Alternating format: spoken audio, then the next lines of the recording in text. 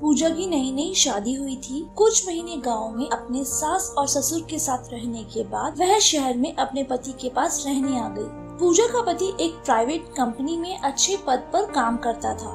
पूजा के पति जय ने शहर से दूर एक अभी अभी नई बनी सोसाइटी में कम कीमत पर अच्छा फ्लैट खरीद लिया था। सोसाइटी अभी नई बनी थी और शहर से दूर भी थी, तो ज्यादा लोग रहने नहीं आए थे। अधिकांश फ्लैट खाली ही थे। सामने एक बड़ा सा मैदान भी था। सोसाइटी में पूजा का फ्लैट 3rd फ्लोर पर था। पूजा बेहद ही खूबसूरत थी। उसके तन पर कसकर बंधी हुई साड़ी, खुले हुए बाल, मुस्कुराते समय उसके गालों में पड़ने वाले डिम्पल किसी को भी दीवाना बना सकते थे। नई नई शादी का खुमार पूजा और जय पर छाया हुआ था। रविवार का दिन था। जय बालकनी में बैठकर अखबार पढ़ रहा था कि अचानक से पूजा आई और जय के गले में बाहें डाल झूल गई। यह देखकर जय ने चिढ़ते हुए कहा, यार पूजा, ये सब बालकनी में शोभा नहीं देता। बेडरूम और घर के अंदर ही ये सब अच्छा लगता है। पूजा ने कहा, इसमें नाराज होने वाली क्या बात है? हमें यहाँ पर कौन देख रहा है? दूर दूर तक हमारे अलावा कोई भी तो नहीं है। हमारे सामने के फ्लैट भी खाली पड़े हैं और यहाँ पर कितना सुकून है ना। यह कहते हुए पूजा ने जय के गालों को चूम लिया। जय एक बार फिर चिढ़ गया और पूजा उसे देख हंसने लगी। एक दिन जय ने कहा, आज बाहर लंच करने चलते हैं, जल्दी से तैयार हो जाओ। पूजा ड्रेस चेंज करने लगी। तभी जय अपना मोबाइल लेने कमरे में आया और पूजा को देखकर बोला, ये क्या बेवकूफी है? खिड़की खुली है, कम से कम पर्दा तो लगा लो, फिर कपड़े बदलो। पूजा ने कहा, तुम भी ना जय, बहुत सोचते हो। यहाँ पर कौन है जो मुझे देखने के लिए खिड़की पर बैठा है? दूर दूर तक कोई भी तो नहीं है, समझे ना? जय ने पूजा का जवाब सुनकर कुछ नहीं कहा। रात को भी सोते समय पूजा खिड़की खोल देती, पर्दा भी नहीं लगाती, कहती कि ठंडी हवा आती है। गांव में तो खुले आसमान के नीचे खटिया पर ही सोते हैं और यहाँ क्या खिड़की खोल के भी नहीं सो सकते? जब पूजा अतरंग पलों में अपने पति के साथ व्यस्त रहती, तब भी खिड़की खुली ही रहती। इस तरह 3 महीने का समय कब नए घर में बीत गया पता ही ना चला। एक दिन पूजा घर के सारे काम निपटाकर नहाने गई और बेडरूम में आकर साड़ी पहनने लगी। तभी उसके मोबाइल की मैसेज टोन बजी। पूजा ने साड़ी पहनकर मोबाइल देखा तो उसमें लिखा था, आज हरी साड़ी में बिल्कुल पटाखा लग रही हो। पूजा ने अपने आप को देखा, उसने हरी साड़ी पहनी है। पर कौन है ये जो उसे देख रहा है? पूजा ने खिड़की से देखा, दूर दूर तक कोई नहीं था। दरवाजा खोलकर भी देखा पर बाहर भी कोई नहीं था। पूजा ने सोचा, ये जरूर जय की शरारत होगी, उसे डराने के लिए, क्योंकि जय ने ऑफिस जाने से पहले बेड पर हरी साड़ी रखी हुई देखी थी। इस कारण मुझे डराने के लिए अपने किसी दोस्त के मोबाइल से मैसेज किया होगा।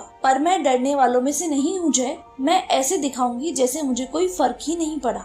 जय घर आया तो पूजा ने उसे उस मैसेज के बारे में कुछ नहीं कहा। अगले दिन जय के ऑफिस जाने के बाद पूजा घर के काम में लगी हुई थी। फिर मैसेज टोन बजी। इस बार एक MMS था। पूजा मन ही मन मुस्कुराई। अब क्या भेज दिया है जय ने? पूजा ने फोन अनलॉक किया, देखा तो MMS था जिसमें पूजा जय को किस कर रही थी। पूजा का गुस्सा 7वें आसमान पर था। पूजा बड़बड़ाई, ये क्या? जय पागल हो गया है क्या? ऐसा MMS वो भी अपने दोस्त के फोन से कोई भेजता है? और ऐसा वीडियो बनाने की क्या जरूरत आन पड़ी? पूजा ने गुस्से में जय को फोन करना चाहा, पर वैसे ही एक मैसेज और आया जिसमें लिखा था, मजा आया या नहीं पूजा जी आपको? वैसे आप बहुत खूबसूरत हैं, आपके पति को तो मजा ही आ जाता होगा आपके साथ। ऐसे और 2 वीडियो भेजता हूँ, मजा लीजिए। अगले 2 वीडियो देख पूजा के होश उड़ गए थे। जय और उसके अतरंगी पलों की वीडियो थे। पूजा सोचने लगी, जरूर किसी ने फेक वीडियो बनाया है। पर फिर उसने वीडियो को ध्यान से देखा। टेबल दिख रही है, पलंग भी उसका है, यहाँ तक कि चादर भी। तो कोई इतना सब फेक कैसे बना सकता है? पूजा पसीना पसीना हो गई थी। तभी अगला मैसेज आया, उम्मीद करता हूँ वीडियो आपको पसंद आया होगा भाभी जी। ऐसे और भी वीडियोस हैं मेरे पास आपके, यदि आप चाहें तो मैं उन्हें डिलीट भी कर सकता हूँ, पर उसके लिए आपको कीमत चुकानी होगी। उसके बाद कोई मैसेज नहीं आया। पूजा ने कांपते हाथों से मैसेज कर पूछा, कैसी कीमत? तुम हो कौन? उधर से जवाब आया, मैं कौन हूँ तुम्हें पता चल जाएगा, पर तुम्हारी खूबसूरती का दीवाना हो गया हूँ। और भाभी जी मुझे रात का मजा दे दीजिए, जैसे आप अपने पति को देती है, यही चाहत है मेरी। और हाँ, यदि किसी को कहा या पुलिस के पास गई तो ये वीडियो मैं सोशल मीडिया पर डाल दूंगा, फिर तो आप रातों रात फेमस हो जाएंगी भाभी जी। कल बताता हूँ कहाँ और किस समय आना है, जब तक के लिए वीडियो का मजा ले। पूजा का दिमाग काम करना बंद कर गया था। जय को ये सब बताए या नहीं, उसे कुछ समझ ही नहीं आ रहा था। जय रात को घर आया, पूजा का उतरा हुआ मुंह देखकर बोला, क्या हुआ? पूजा ने तबीयत ठीक नहीं होने का बहाना बना दिया। सारी रात पूजा सो न सकी। अगले दिन दोपहर को जय के ऑफिस जाने के बाद पूजा को फिर मैसेज आया। जिसमें लिखा था कल शाम होटल ब्लू मून आ जाना 3 बजे, कमरा नंबर 402। पूजा ने उसके जवाब में लिखा, मैं तो आ जाऊंगी, पर मैं एक बात कहूँ, मैं अपने पति के साथ खुश और संतुष्ट नहीं हूँ। मैं अपनी प्यास बुझाने के लिए खुद एक जवान मर्द ढूंढ रही थी और देखो प्यासे को कुआं मिल गया। क्या तुम मुझे खुश कर सकते हो? बहुत देर तक कोई जवाब नहीं आया। फिर पूजा के मोबाइल की मैसेज अलर्ट टोन बजी, जिसमें लिखा था, हाँ मैं तुम्हें जन्नत का मजा दूंगा मेरी जान, पर ये कोई चालाकी तो नहीं है तुम्हारी? होशियार बनी तो अंजाम पता है ना? पूजा ने मैसेज का जवाब दिया, ये कोई चालाकी नहीं है, मैं सच कह रही हूँ और मैं नहीं चाहती हम होटल में मिलें। 2 दिन बाद मेरे पति काम से शहर से बाहर जा रहे हैं, पूरे 3 दिन के लिए। तो क्या तुम 3 दिन मेरे साथ बिताओगे? फिर बहुत देर तक उधर से जवाब नहीं आया। फिर मैसेज टोन बजी। पूजा ने मैसेज पढ़ा, ये तो बहुत अच्छी बात है, मुझे तुम्हारे घर आने में कोई समस्या नहीं है, पर मेरी नजर हर समय तुम पर है, ये बात ध्यान रखना, जरा सी चालाकी भारी पड़ सकती है तुम्हें। पूजा ने कहा, ठीक है, तो 2 दिन बाद मेरे पति के जाने के बाद मैं तुम्हें मैसेज करूंगी। उधर से मैसेज आया, ठीक है, मुझे इंतजार रहेगा। 2 दिन बीत गए। सुबह करीब 10 बजे के आसपास जय तैयार हुआ, अपना बैग ले नीचे सोसाइटी पार्किंग में गया। पूजा भी जय के साथ गई। जय ने कार में बैठने से पहले पूजा से कहा, बाय जान, शादी के बाद तुम्हें पहली बार इतने दिन के लिए छोड़कर बाहर जा रहा हूँ। मन तो नहीं है मेरा, पर जाना जरूरी है, इसीलिए जाना पड़ेगा। तुम अपना ध्यान रखना, मैं फोन करूँगा पहुँचकर। जय कार लेकर चला गया। पूजा जैसे ही ऊपर आई, उसका मोबाइल का मैसेज टोन बजा। मैसेज देख लिया था, तैयार रहना, मैं 1 बजे मिलने आ रहा हूँ। पूजा को बेसब्री से इंतजार था। 1 बज गए पर कोई नहीं आया। पूजा को लगा उसे बेवकूफ बना दिया किसी ने। फिर करीब 2 बजे दरवाजे की घंटी बजी। पूजा ने दरवाजा खोला। सामने करीब 22-23 साल का एक लड़का खड़ा था। पूजा को देख बोला, और कैसी हो? पूजा ने कहा, तुम वो मैसेज? उस लड़के ने हाँ में सर हिलाया। फिर पूजा ने उसे अंदर आने को कहा। वो सोफे पर आकर बैठ गया। पूजा को देखकर बोला, तुम बेहद खूबसूरत लग रही हो इस ऑरेंज साड़ी में। पूजा ने भी कहा, मुझे लगता था कि कोई भद्दा काला मोटा ब्लैकमेलर होगा, पर तुम तो बेहद स्मार्ट हो। देखो, मुझे वैसे भी एक स्मार्ट और जवान लड़की की तलाश थी। मैं अपने पति से ना खुश हूँ और ना ही संतुष्ट हूँ, और तुम मिल गए। पर इस संबंध को आगे बढ़ाने से पहले हमें एक दूसरे को जानना होगा। मेरा नाम तो तुम जानते हो, मेरे पति का नाम भी जानते हो, और क्या जानना चाहते हो? उस लड़के ने पूछा। तुम जैसी खूबसूरत औरत ने उस बंदर जैसी शक्ल वाले इंसान से शादी क्यों की? पूजा ने हंसते हुए कहा, पैसा बड़ी कमीनी चीज है।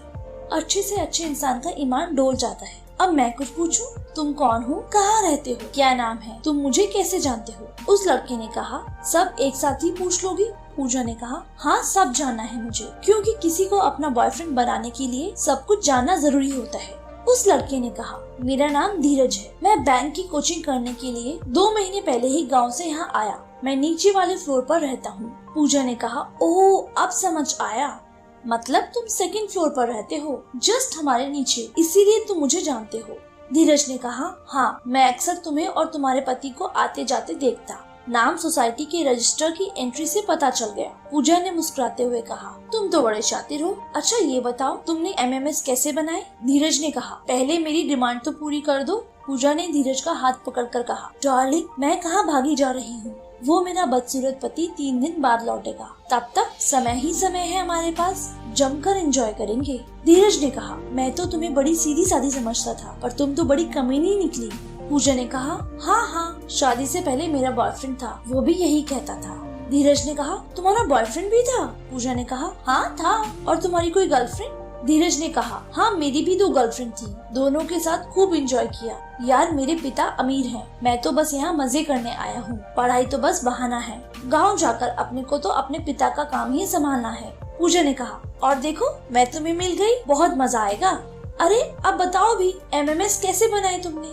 धीरज ने कहा, हुआ ये कि एक दिन मैं अपनी बालकनी में बैठा था। मेरी बालकनी के ठीक ऊपर तुम्हारी बेडरूम की खिड़की है। मैंने तुम्हारी आवाज सुनी। मुझे लगा जैसे तुम और तुम्हारे पति दोनों एंजॉय कर रहे हैं। मैंने सेल्फी स्टिक से अपना मोबाइल वीडियो मोड पर लगाकर तुम्हारी खिड़की में लगा दिया। जब मैंने वीडियो देखा तो मैंने पाया सब साफ साफ दिख रहा था, ना तो खिड़की बंद थी और न ही पर्दा लगा था। फिर मैंने बहुत बार ऐसा किया और बस इस तरह कई वीडियो बना लिए और तुम्हें पता ना चला। सब साफ साफ दिख रहा था, ना तो खिड़की बंद थी और न ही पर्दा लगा था। पूजा ने कहा, तुम तो बड़ी पहुंची हुई चीज हो मेरी जान। अच्छा चलो बेडरूम में चलते हैं। पूजा और धीरज बेडरूम में गए। धीरज ने कहा, आज उस जगह जिसको मैंने वीडियो में देखा मैं हूँगा। यकीन नहीं होता, सपना तो नहीं? पूजा ने कहा, नहीं सपना नहीं, हकीकत है। धीरज ने पूजा को बाहों में भरना चाहा। पूजा ने कहा, नो नो नो, इतनी क्या जल्दी है, मैं जरा अपनी पसंदीदा नाइटी पहनाती हूँ। अच्छा, क्या तुम वो टेबल पर रखा हुआ गुलाब वाला रूम फ्रेशनर छिड़क दोगे? धीरज ने कहा, हाँ हाँ क्यों नहीं। पूजा बाथरूम में चली गई। धीरज ने रूम फ्रेशनर छिड़क दिया। धीरज पलंग पर बैठ गया और बोला, मैंने रूम फ्रेशनर भी छिड़क दिया, 10 मिनट हो गए हैं, और कितना तड़पाओगी, आओ ना। पूजा ने कहा, हाँ बस आ रही हूँ। पूजा ने कमरे में प्रवेश किया और धीरज के पास आकर बैठ गई। धीरज को अपना सर भारी लग रहा था, आंखों के आगे अंधेरा छाने लगा था। धीरज ने चिल्लाते हुए कहा, ये क्या किया मेरे साथ, मुझे क्या हो रहा है? करीब 24 मिनट बाद धीरज को होश आया। वो कुर्सी से बंधा हुआ था। सामने जय और पूजा बैठे हुए थे। धीरज जोर से चिल्लाया, साली चुड़ैल, तूने ये अच्छा नहीं किया, मुझे बेवकूफ बनाया। जय ने कहा, चुप हो जा घटिया इंसान, तुझे क्या लगा गेम तू ही खेल सकता है? गेम हमें भी खेलना आता है। चल तुझे मैं बताता हूँ हमने ये सब कैसे किया। जिस दिन तूने पूजा को MMS किया, उस दिन रात को जब हम डिनर करने लगे तब पूजा रोने लगी और उसने मुझे MMS दिखाई। पहले तो मुझे कुछ समझ न आया, हम दोनों बहुत परेशान हो गए। फिर मैंने पूजा को समझाया, देखो पूजा, हमें समझदारी से काम लेना होगा, जल्दबाजी में मामला बिगड़ जाएगा।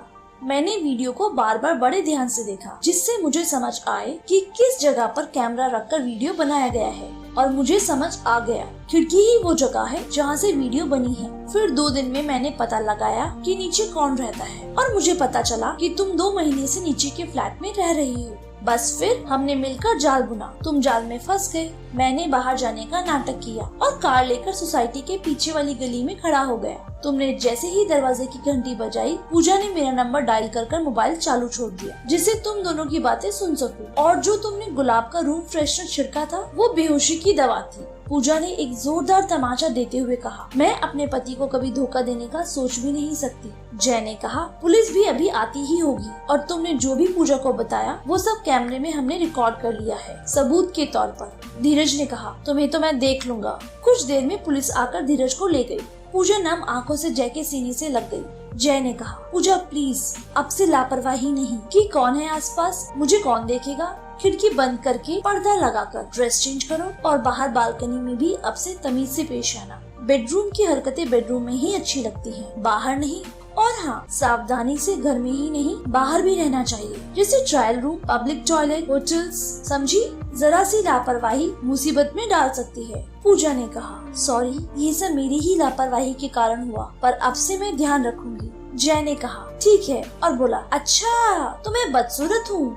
पूजा ने कहा, अरे नहीं, वो तो बस उस बेवकूफ को जाल में फंसाने के लिए जो उस समय समझ आया बोल दिया। जय पूजा को छेड़ने लगा और हंसने की आवाज से बेडरूम गूंजने लगा, पर इस बार खिड़की बंद थी और पर्दे भी लगे हुए थे। पूजा बहुत खुश थी कि जय ने गुस्से या डर से काम ना लेकर समझदारी से काम लिया, और जय भी खुश था कि पूजा ने उससे अपनी गलती ना छिपाकर उसे सब कुछ बताया। धन्यवाद दोस्तों।